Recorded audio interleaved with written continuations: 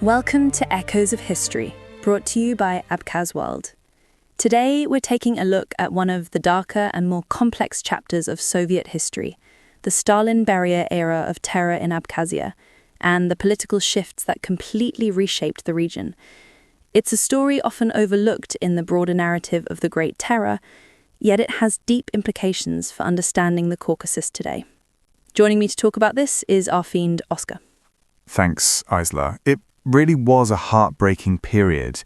And as you said, understanding it is crucial to grasping the roots of later conflicts and identities in the region. We're talking about the time from the early 1930s to the early 1950s, when Abkhazia, a small but distinct area on the Black Sea coast, suffered greatly and lost its unique status in dramatic fashion. Absolutely. And it's important to remember that Abkhazia wasn't always just an autonomous republic within Georgia. Between 1921 and 1931, for a short but significant period, it actually held the status of a Soviet Socialist Republic, associated with, but not subordinated to Georgia.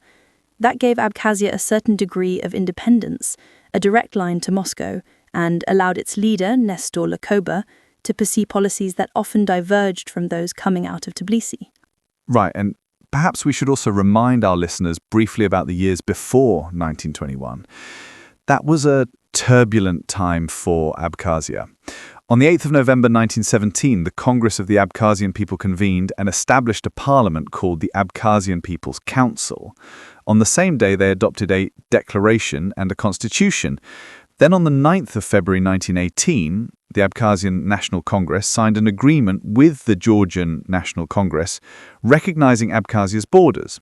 At that time, Georgia was effectively under the control of the Transcaucasian Commissariat, while Abkhazia was affiliated with the North Caucasus Mountain Confederative Republic, also known as the Mountain Republic of the Caucasus, which was proclaimed on the 11th of May 1818 at the Batum Peace Conference, covering the entire North Caucasus and Abkhazia. But only 5 months later, in June 1918, Georgian troops backed by the Germans invaded Abkhazia. Just 5 months after signing the agreement, it was a bloody occupation during which the local population suffered greatly. Many of these accounts survive in archival records. Anyone interested can find documents and articles about this period on the Abkhaz World website. During the Georgian occupation, several members of the Abkhaz parliament were arrested. It was yet another tragic chapter in Abkhazia's history. After the Bolsheviks took power, both Georgia and Abkhazia were Sovietized in 1921. On the 31st of March 1921, the independent Abkhazian Soviet Socialist Republic was established. As you mentioned, under pressure from Stalin and other Georgian Bolsheviks, Abkhazia signed a treaty of union with Georgia that same year. Even so, Abkhazia remained an equal member of the Transcaucasian Federation alongside Azerbaijan, Georgia, and Armenia. In other words, one of the founding members of the USSR. The retired SOAS professor of Caucasian languages, George Hewitt, highlights this special, almost quasi-independent status in his studies of Abkhazia. During this time, Nestor Lakoba proved remarkably skilled at navigating the early Soviet system. For a while, he even managed to delay collectivization and avoid the purges. He went so far as to provide allowances to Abkhazian princes and nobles, something highly unusual at the time. As Stephen Shenfield noted, Abkhazia enjoyed truly unique level of protection. Indeed. But as Shenfield puts it, that paradise ended suddenly and tragically. In February 1931, Abkhazia's status was downgraded to an autonomous republic within Georgia. As Abkhazia's first president, Vladislav Adzimbar, once said in a 1989 speech, Abkhazia is the only republic whose status in the Soviet Union was lowered rather than raised by Stalin. That alone says a lot, doesn't it? It was a major political blow, and soon after, the full force of Stalin's terror, driven largely by Beria, descended upon Abkhazia. Yes, and of course, Beria himself was Georgian, a man of immense power and notorious cruelty. During this period, the death of Nestor Lakoba in December 1936 marked a turning point.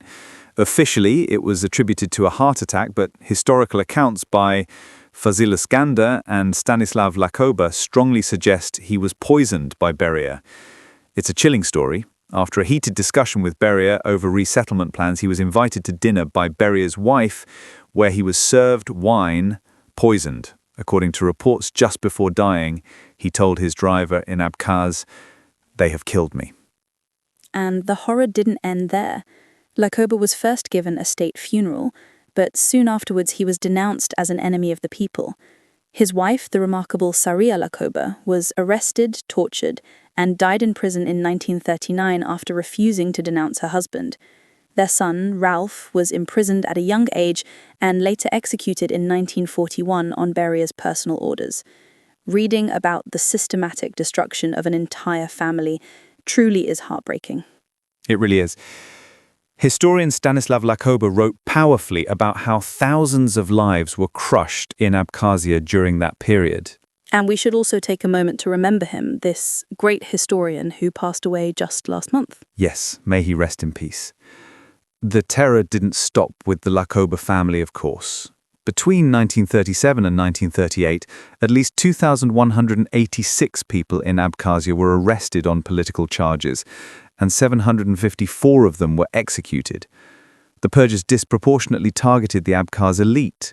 By 1952, over 80% of Abkhazia's senior party and government officials were ethnic Georgians, a complete reversal of the earlier situation.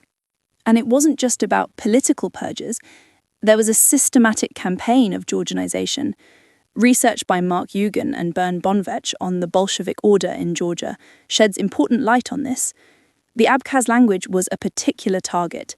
In 1939, its Latin-based alphabet was forcibly replaced with the Georgian script. Then, in 1945 to 46, Abkhaz language schools were closed, and Abkhaz children were forced to study in Georgian. Just imagine the trauma of being beaten at school for speaking your mother tongue. Yes, it was an act of deep cultural repression. Publishing and radio broadcasts in Abkhaz were stopped, and even ancient Abkhaz place names were replaced with Georgian ones. To make matters worse, demographic engineering was also at play. Between 1937 and 1953, tens of thousands of peasants from western Georgia were resettled in Abkhazia, drastically altering its ethnic balance. The Abkhaz, who made up over a quarter of the population in 1926, were reduced to around 1/6. That demographic shift was deliberate. Institutions like Abkhaz Pereselen-Stroy were established to build housing for Georgian settlers. The goal was to reshape Abkhazia's population structure, fragment Abkhaz settlements, and further integrate the region into Georgia. It's even been suggested that Stalin considered deporting the Abkhaz entirely, as he did with the Karachais and Chechens, but perhaps deemed assimilation sufficient in their case. And while Moscow issued general directives encouraging assimilation of minority groups, the Georgian leadership under Beria applied them zealously, even exceeding them. For example, Moscow never explicitly banned the teaching of Abkhaz, yet the Georgian authorities actively suppressed it. This bred deep resentment among the Abkhaz, who often blamed the Georgians rather than the broader Soviet system, partly because both Stalin and Beria were themselves Georgian. That's an important point. Before 1931, the Abkhaz had actually had a relatively positive experience with the Soviet system, so they weren't inclined to blame Moscow directly. But the Georgianization policies, the terror, and the loss of autonomy left a lasting scar. As Shenfield observed, this resentment became a key factor in the escalation of the Abkhaz-Georgian conflict in the late 1980s and early 1990s. Exactly. The Stalin-Beria terror years fundamentally shaped Abkhaz identity and its relationship with Georgia. The memories of forced assimilation, political repression, and demographic transformation fueled a continuing desire for self-preservation and autonomy. It's also a powerful reminder of how historical injustices can echo across generations, shaping political realities and national consciousness for decades, even centuries. Truly sobering facts. Painful, but important to remember. That's all for today's episode. Thank you, Oscar, for joining me and shedding light on this critical chapter of Abkhazia's history. It's a period full of complexity and tragedy, one that must never be forgotten. Join us next time on Echoes of History, for another deep journey into the past. Take care and goodbye for now.